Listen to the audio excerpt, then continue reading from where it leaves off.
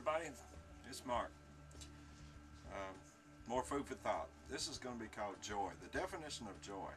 J-O-Y. What is joy?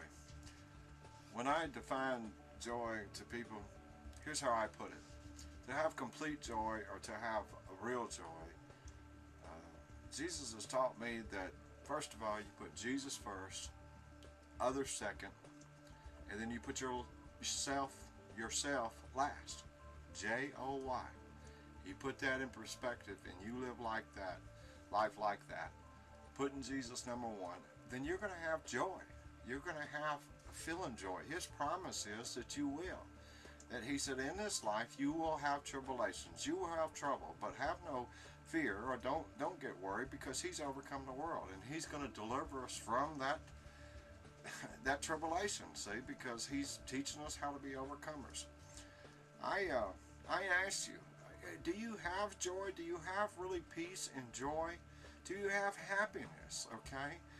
And because happiness can be different than joy, because you can have moments of happiness and be extremely happy, you know, but what I call joy is, and then joy is that thing that's in the middle right there, that no matter what we walk through, it just persists, it just stays right there. It's one steady stream across, okay?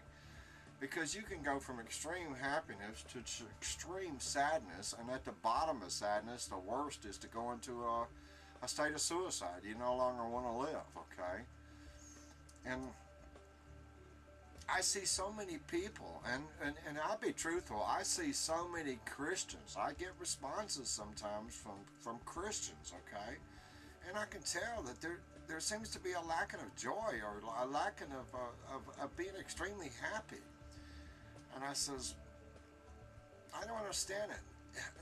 When you look at the characters that are in the Bible that were associated with Jesus, they always were excited to be around Jesus. They always had joy.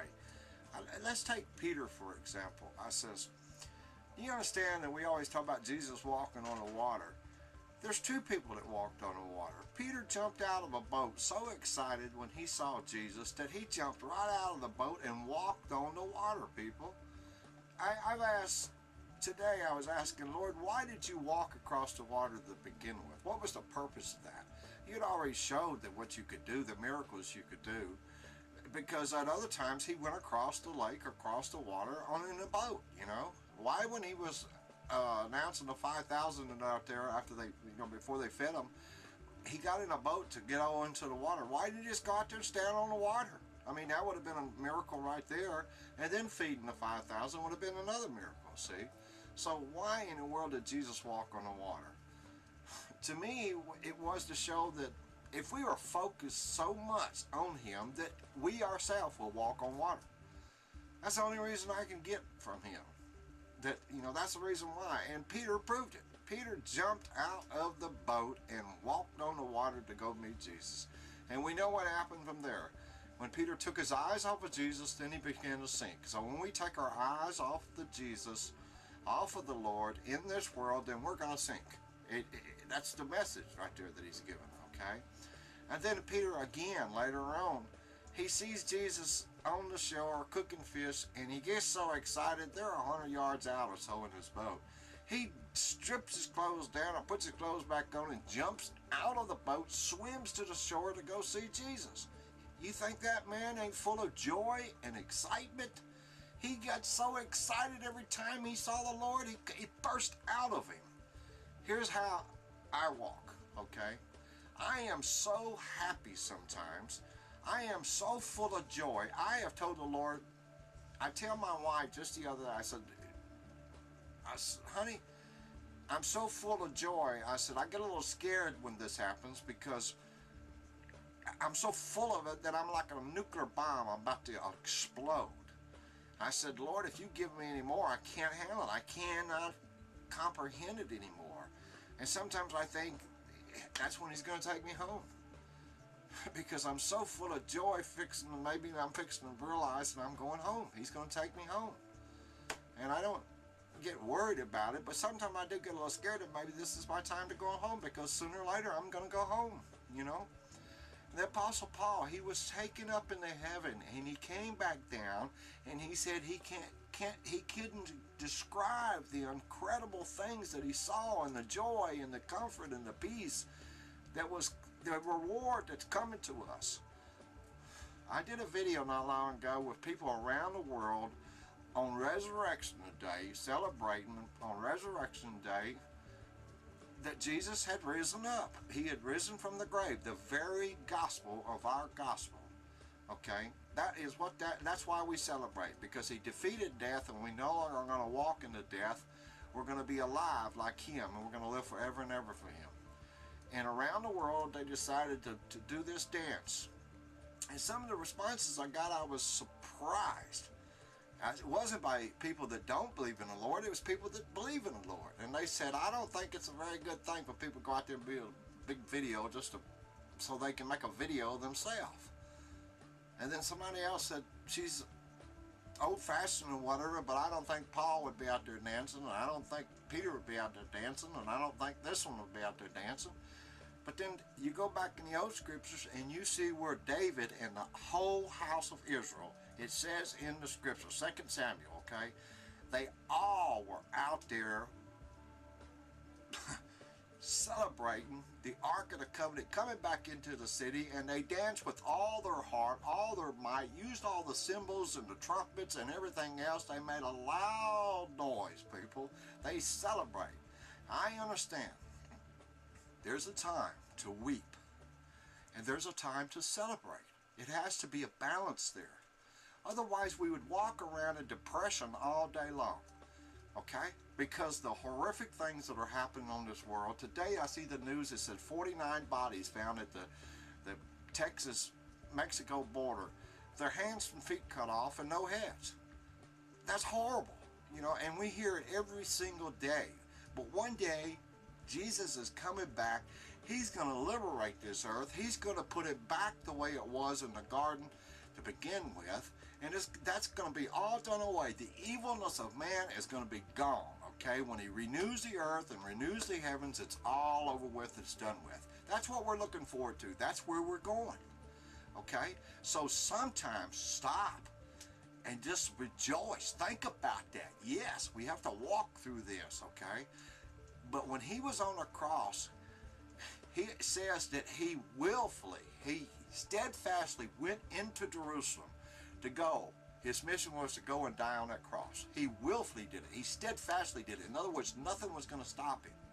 And then when he's up there and he says, Father, forgive them, they don't know what they do. Do you not think he had joy or compassion or love in his heart when he said that? He completely did. And then when he said it is finished, afterwards, did he come out of the grave and then was he sad, depressed, and, you know? No. He rejoiced. Let me say something else, okay? The very first thing that Jesus did when he started his mission as a man, I realized he was in the temple when he was 12 years old. He went to a wedding supper. I mean, a wedding, okay? A Jewish Hebrew wedding. If you understand what the Hebrew wedding is about, it lasted 7 days, okay?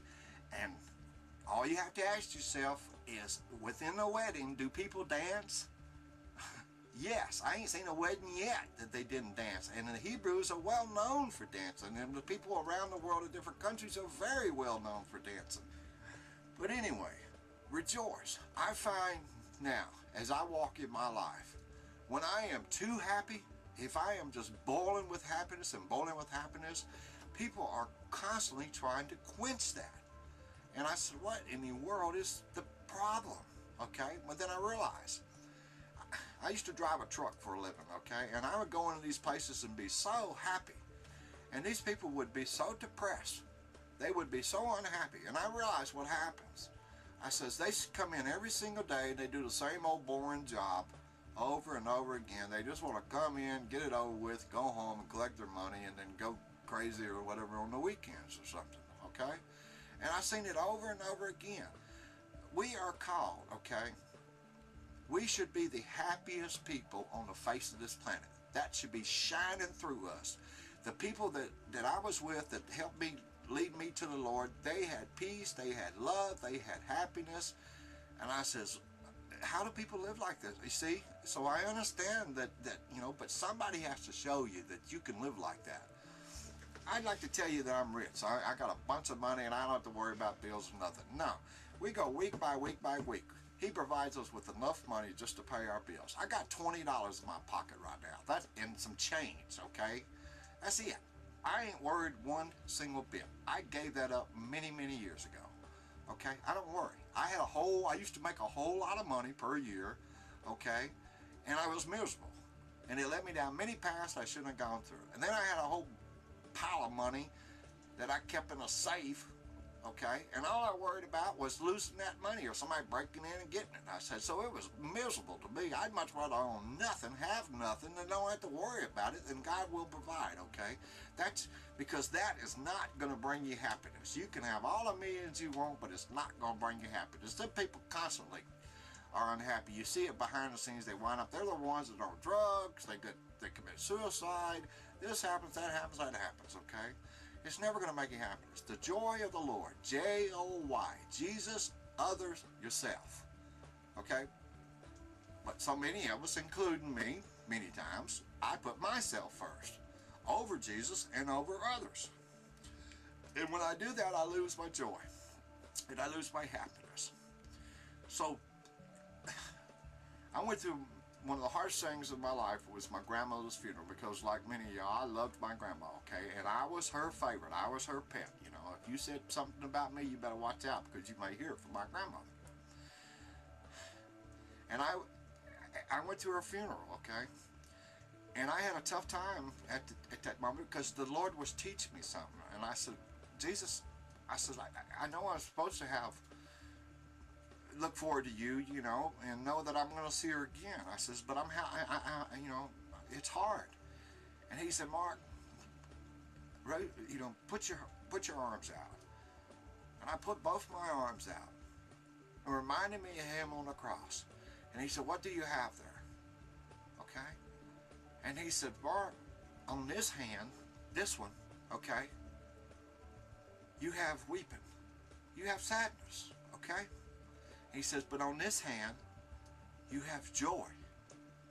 He said, when I was on the cross, one of my hands was full of weep. He wept for the people, okay? But on the other hand, he had complete joy. That was the reason why he was doing that. See, that mankind could be saved and can live forever and ever and ever with him because of what he was doing on that cross. Within that cross, it symbolizes that. Sadness and weeping on one side, but joy and unspeakable joy on this side of the cross. Keep that in mind if that helps you, okay? Because it's helped me tremendously. And what was amazing with my grandmother, then the Lord made me realize, I spent the last year with my grandmother talking about the Lord, talking about the Bible. Day after day, you know, the last moments that I had with her, that's what we talked about. We talked about the good Lord. And then she got down to her last week, and she said she was so happy in the last week. And that's when she had a massive heart attack and she died. So right before she was taken home, she was extremely happy on this world. It is hard sometimes, people. But there's a time to rejoice, and there is a time to be sad or weep. Solomon said that in the book of Ecclesiastes, okay? There's a time for everything. Jesus constantly, he wept, tears come to his eyes, you know, but he also had tremendous joy, you know, tremendous happy. Jesus was not a depressed person. He was extremely joyful to be around. That's why the disciples loved being around him, okay? So try to reflect on that. And man, go out tomorrow and smile from one end to the other and just smile at somebody.